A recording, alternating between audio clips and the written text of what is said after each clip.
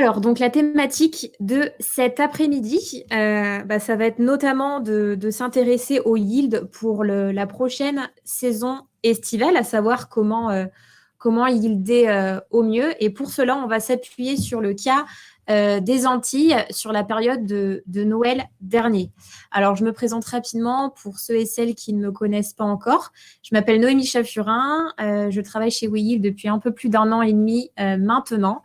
Auparavant, j'ai travaillé chez Sixte France sur donc le yield des différentes régions en métropole et j'accompagne aujourd'hui les loueurs indépendants et franchisés dans leur stratégie tarifaire. Alors, je ne vous apprends rien. Nous vivons actuellement une période très compliquée pour yielder. On vit au rythme des annonces de confinement qui diffèrent de semaine en semaine pour l'ensemble des pays du monde.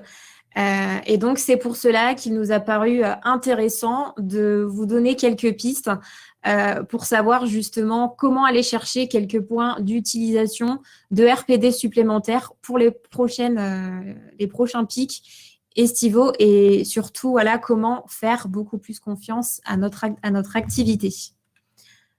Alors, cette présentation, on va s'articuler en fait autour de trois grands thèmes. Donc, on regardera dans une première partie ce qu'il s'est passé sur le marché. On observera le comportement en termes de pricing sur différentes dates de départ cet hiver. Et ensuite, on en tirera des enseignements. Alors, des enseignements en termes de check-out, de veille tarifaire avec donc le rate shopping. Et au niveau donc des actions yield, voilà, ce sur quoi on peut agir pour les prochains pics de haute saison. Alors, constat global. Donc, tout au long de la présentation, vous retrouverez différents imprimes écrans de nos différents clients dans les Caraïbes. Donc, ici, une représentation du développement des on-rent versus du RPD à partir de début décembre jusqu'à début janvier. Malheureusement, date à laquelle les métropolitains, notamment, ont dû rentrer chez eux avec les motifs impérieux. Alors, ce qu'on constate globalement sur ce graphique, donc bien entendu une progression des on-rent qui reste quand même inférieure à l'année dernière puisqu'on a une flotte assez contrainte qui est en forte baisse ici par rapport à l'année dernière.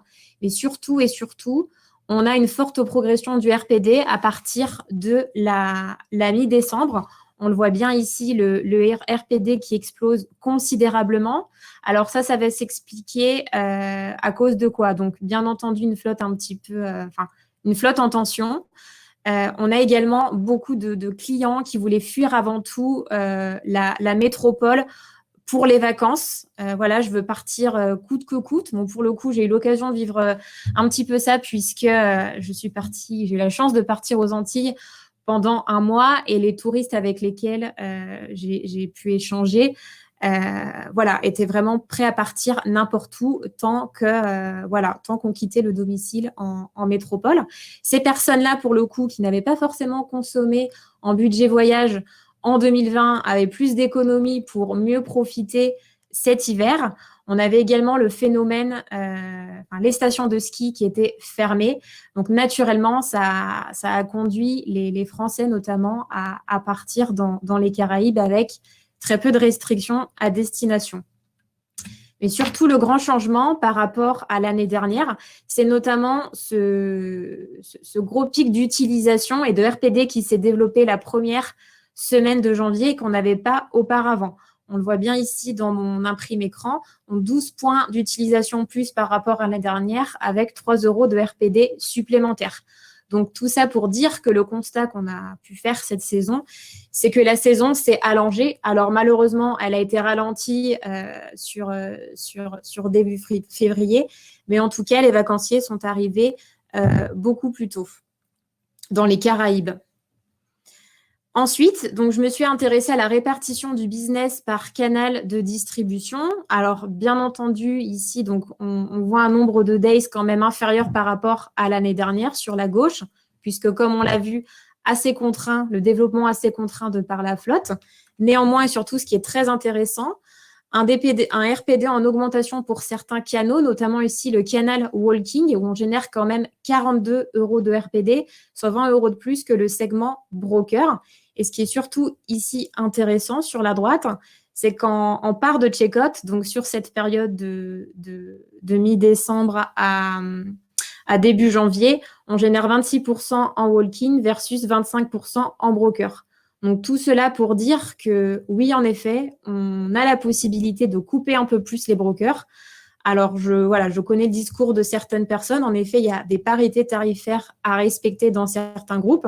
Néanmoins, pourquoi pas se dire, ma catégorie mini, pour une durée 7 et 14 jours, je n'ai pas forcément besoin de l'ouvrir sur les brokers. C'est une technique. Et dans tous les cas, pour moi, c'est garantir de la disponibilité en walking. On l'a vu, on a vraiment de la demande qui s'est générée tout au long de ces mois de décembre, janvier. Et pour le coup, c'est vraiment avec cette demande-là qu'on va créer cette marge.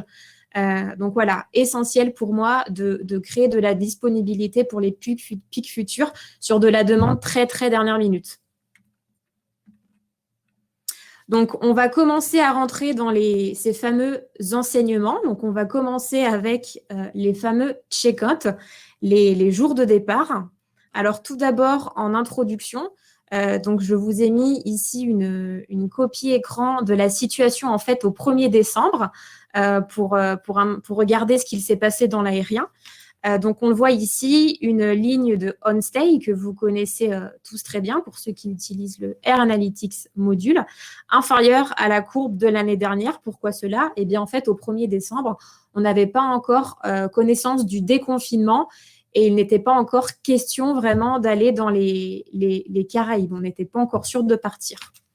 Alors que quand on se projette ici au 25 janvier, donc pour avoir ce fameux visuel sur le final des on-rent en décembre. Donc, ça rejoint finalement l'aperçu du premier graphique où on retrouve cette forte demande sur fin décembre, début janvier, puisque voilà, les Français ont pris connaissance, ils ont su qu'ils pouvaient partir à partir du 10 décembre dans les Caraïbes pour des arrivées le 15. Donc voilà, cette demande s'est vraiment accélérée à partir du 15. Et ensuite, dans un deuxième temps, quand on s'intéresse de près au fameux jour de départ dans l'aérien, on a fait ici, pour ce loueur-là, un constat assez intéressant.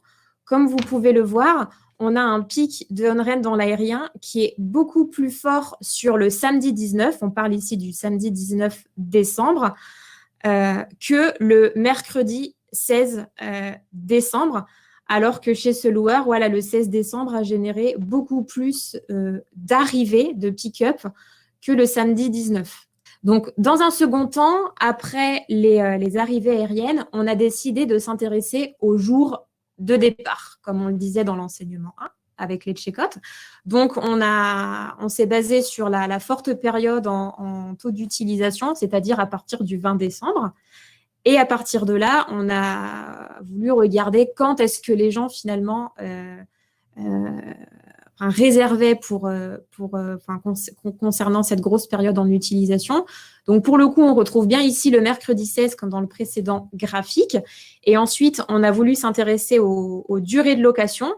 Et là, ce qui est assez intéressant, c'est qu'on a beaucoup plus de 14-20 jours donc qui rentre à cette période-là, et on a ensuite le 7-13 jours en deuxième position. Donc cette année, définitivement, une durée de location plus étendue. Ensuite, donc je suis allée voir dans le reporting jour par jour. Je me suis intéressée à différents KPI. Donc, au milieu du tableau avec les check-out, on retrouve ce fameux pic de départ du mercredi, comme dans les précédents rapports. Notre gros pic d'utilisation, donc qui s'effectue surtout à partir du 25 décembre. Et ensuite, on a les RPD qui viennent se gonfler un peu plus seulement à partir de la fin décembre. Donc, on est toujours avec une comparaison à l'année dernière à la même date.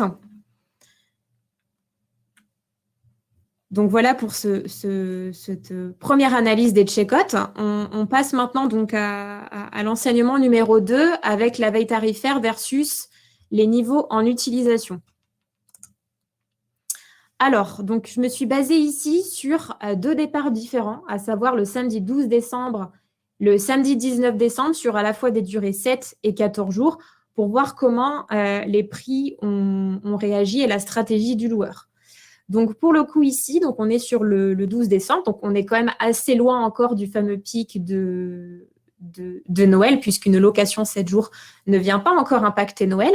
Donc là, on a plutôt un tarif linéaire, à partir de fin septembre jusqu'au jour du pick-up, qui se situe plutôt dans le milieu du marché. Alors, est-ce que cette stratégie, elle a été bien ou pas?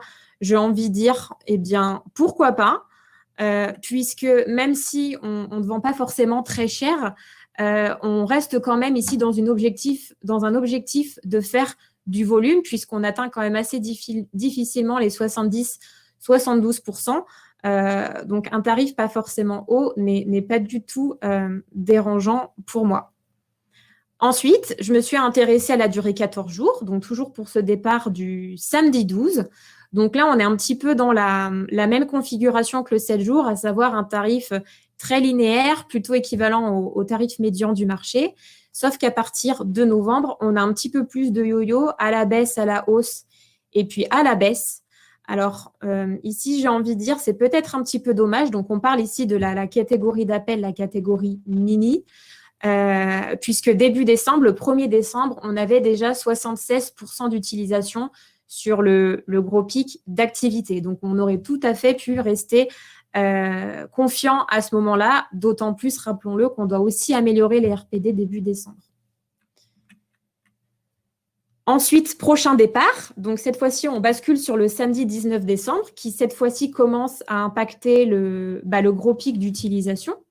Alors, même cas de figure qu'avec les précédentes durées et le samedi 12, on est sur un tarif médian jusqu'à début novembre.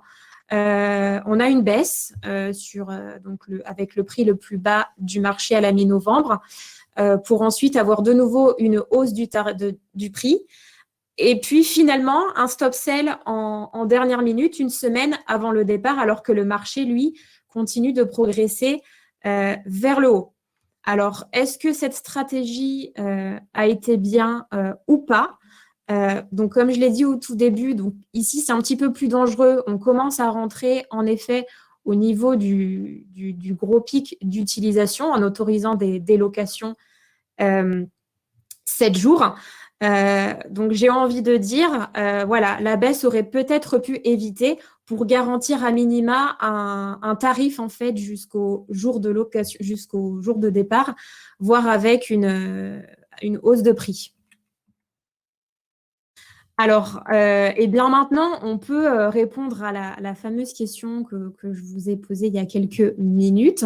Alors, pour moi, justement, cette différence entre voilà, l'arrivée aérienne le 19 et le gros pic des on-rent le 16, ça s'explique avant tout à cause du prix. En tout cas, ça, c'est mon explication, puisqu'en fait, le mercredi 16 décembre était impacté par le tarif du samedi 12 à 119 € les 7 jours, alors que pour un départ à partir du samedi 19, là, on passait à 254 €. Donc, je pense qu'on a vraiment l'effet déconfinement, puisque les gens peuvent de nouveau voyager à partir du 15. Donc, il y a une arrivée de masse, on va dire, chez ce loueur-là à partir du 16, plus en effet vraiment le prix très avantageux pour louer dès cette semaine-là, plutôt qu'attendre la semaine suivante.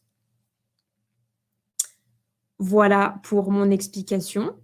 Si vous avez d'autres explications, n'hésitez pas à partager dans le chat. On pourra en parler tous ensemble. Et donc, pour terminer sur ce fameux départ du 19, on a regardé ce qui s'était passé en 7 jours.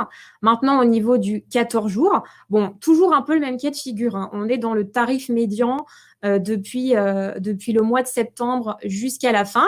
Là, ce qui est assez intéressant, on a finalement un yield à la hausse qui est fait sans avoir baissé les prix auparavant. Néanmoins, même chose, on arrive sur un stop sell une semaine avant le départ. Alors, dans ce cas de figure, ce qui est un petit peu plus problématique, c'est que cette location 14 jours, elle impacte complètement le pic d'utilisation. Et notre problème, j'en ai un petit peu parlé au début, c'est qu'on a du mal à faire monter le RPD dès le début de la haute saison.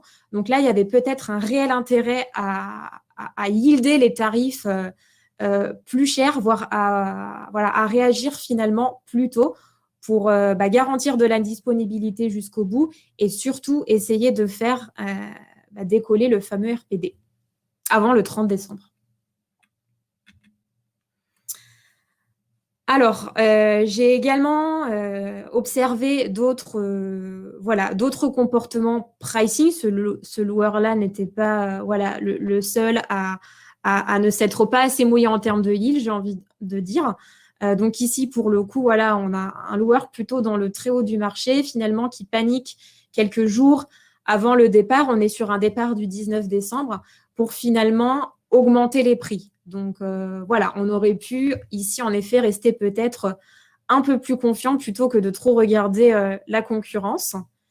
Et un autre cas de figure, donc cette fois-ci, on a plutôt voulu générer du volume assez en amont, sauf qu'on s'est beaucoup fait surprendre par les résas qui sont certainement rentrés très rapidement, notamment du fait que le loueur était le moins cher du marché.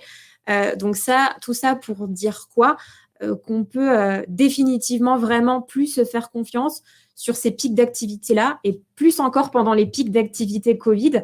J'ai envie de dire, dès l'instant que les voyageurs peuvent voyager, on n'a aucun intérêt à rester trop bas et trop longtemps ou à faire du yo-yo en dernière minute. Alors, troisième enseignement, cette fois-ci, on va mettre plus en avant les fameuses actions yield qu'on peut mettre en place dans ces cas de figure-là. Donc, je reprends mon gros pic d'utilisation à partir du 25 décembre. Donc, concrètement, pour moi, il faut définitivement protéger ce pic. Comment est-ce qu'on peut protéger ce pic ? On l'a vu, les durées de location ont tendance vraiment à s'étendre cette année. Le 7 jours, qui était une durée qui nous a toujours beaucoup intéressés dans beaucoup de destinations, j'ai envie de dire, il faudra peut-être veiller à plus la freiner cette année, avec des tarifs plus hauts, avec des catégories en moins sur les brokers, pour privilégier toujours plus la longue durée et faire en sorte que les touristes arrivent de plus en plus tôt et repartent de plus en plus tard. Mais aussi, dans un deuxième temps, être très, très vigilant sur ces durées 14 jours, 21 jours et même les durées mensuelles, puisque généralement, ces durées sont génératrices de RPD. Si on a un tarif par jour qui est très, très bas et qui n'excède pas les 30 €, par exemple. Ensuite, pour accentuer encore un petit peu plus l'analyse et apporter d'autres recommandations, alors voici une slide sur les catégories spéciales. Donc, pour ceux et celles qui ont l'habitude de suivre mes webinars, je fais souvent des focus sur les catégories spéciales. C'est quelque chose que j'aime beaucoup regarder, qui a beaucoup d'importance pour moi. Alors ici, on retrouve une photo au 1er décembre pour les prochains jours de décembre donc. Et là, en fait, un mois avant le grand pic d'activité, on est déjà sur des taux d'utilisation très importants, plus de 90%, voire 100% déjà sur certaines journées. Et ensuite, quand on s'attache au prix, donc là, on est aussi sur une photo du 1er décembre, on voit que le loueur, avec ses différents canaux de distribution, il est plutôt dans le bas du marché, alors que les catégories étaient déjà complètement réservées. Donc là aussi, il y a peut-être un réel intérêt à être très méticuleux et très vigilant sur ces catégories, toujours pour gratter quelques points de RPD en plus et faire remonter le RPD global, bien entendu. Alors, pour terminer, on a beaucoup parlé des Caraïbes. Je vais quand même vous présenter un cas d'une île du bassin méditerranéen. Donc, on part en Europe et cette fois-ci sur l'été 2020. Donc, j'ai beaucoup parlé de attention, les débuts de saison s'allongent, il faut être très vigilant sur les arrivées des touristes avant les pics traditionnels. Il faut être extrêmement aussi être très vigilant sur la fin des saisons estivales. Alors, ici, donc, on a un très bel exemple, je trouve. On a un loueur qui s'est en fait fait surprendre sur la fin août. Donc là, je suis sur un Visu Pricing Pace. Donc, on s'intéresse au départ du 22 août 2020 pour la durée 7 jours. Qu'est-ce qu'on observe? Donc, j'ai envie de dire un yield qui était plutôt sous contrôle en amont, puisque le loueur n'était pas forcément dans le bas du marché. C'est généralement une période où on commence à déflotter. Du coup, il faut être très vigilant aussi sur son stock en parallèle de son marché et de ses réservations. Voilà, c'était plutôt sous contrôle. Et là, jusqu'au 23 juin, qu'est-ce qu'il s'est passé? Eh bien, le loueur est passé en stop complet, c'est-à-dire 2 mois à l'avance pour le pick-up du 22 août, puisque finalement, la demande est rentrée très, très brutalement en quelques jours. Et voilà, on n'a malheureusement pas pu rouvrir de tarifs plus tard sur la saison été. Donc, tout ça pour dire que le début de saison touristique est avancé sur pas mal de destinations. Donc, ça a été le cas sur la Méditerranée l'année dernière, ça a été le cas aux Antilles. Et on a aussi voilà, une tendance à avoir des pics qui s'allongent. Cette année, on se retrouve de nouveau dans une configuration où les voyageurs basse saison et les voyageurs haute saison vont tous se retrouver à partir au même moment. Donc, on peut finalement s'attendre à voir les saisons estivales doubler en termes de durée. Donc, par exemple, ici, cette île-là avait un pic très concentré sur juillet-août. Maintenant, on s'attend à minima à avoir quelque chose de très fort à partir du 1er juin jusqu'à fin septembre, voire même jusqu'aux vacances de la Toussaint. Alors, j'ai terminé la présentation. Je voulais juste faire un focus sur les 4 enseignements qui me paraissaient essentiels à retenir pour votre yield des prochains pics. Donc déjà, les départs. On l'a vu, il est super important finalement de s'intéresser au départ puisqu'ils nous apprennent beaucoup de choses en termes de durée de location. Donc, les départs dans l'application, on y accède via le reporting, le module des transactions, bien entendu le Air Analytics module pour les loueurs qui l'utilisent. La veille tarifaire, donc comme on l'a vu, il est essentiel de continuer à monitorer de la durée 7 jours, cette fois-ci pas forcément pour être le plus compétitif en 7 jours, mais peut-être pour veiller à la couper un peu plus. La durée 14 jours, 21 jours et même mensuelle qui deviennent finalement des durées incontournables avec des voyageurs qui veulent partir de plus en plus longtemps et qui peuvent même rester travailler à destination, comme c'était mon cas en janvier. Au niveau des actions yield, donc voilà, je l'ai déjà dit, attention à la durée 7 jours et surtout, ce qui est très important, rester vraiment flexible dans sa grille tarifaire. On l'a vu avec l'exemple ici du mercredi 16 décembre qui dépendait du tarif du 12 parce qu'on a l'habitude de faire un prix à la semaine et pas jour par jour. Donc, je pense aussi qu'on peut vraiment aller grignoter des points de RPD sur des actions jour par jour comme celle-ci.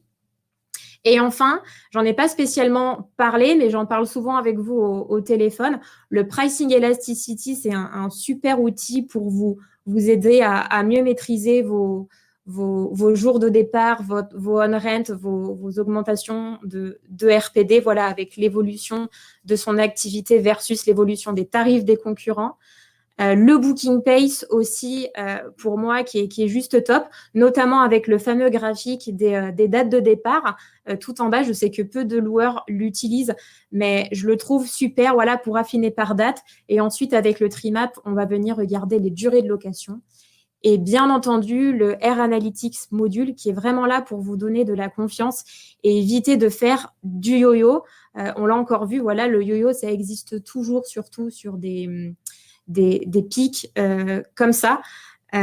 Donc voilà, je pense qu'on peut vraiment lui faire confiance et rester confiant dans son pricing. Donc, j'ai terminé la présentation. J'espère que ça vous aura plu, ça vous aura intéressé. Voilà, en tout cas, ce type d'action, j'aurais tout à fait pu le faire chez Six. Enfin, je l'ai mis en place chez Six, hein, c'est quelque chose que j'ai fait. Donc, n'hésitez pas à me contacter pour échanger à ce sujet, voilà, ou d'autres choses. Je vous remercie en tout cas. En parallèle, vous savez que tous nos replays sont disponibles sur la chaîne YouTube Yield. Donc, n'hésitez pas à vous abonner, mettez un petit pouce bleu pour vous dire que vous aimez. Il y a des versions françaises, bien évidemment, pour tous ceux qui n'auraient pas vu les anciennes vidéos sur des sujets pointus d'optimisation. À bientôt, merci beaucoup. Au Bonne revoir. journée du coup. Au revoir.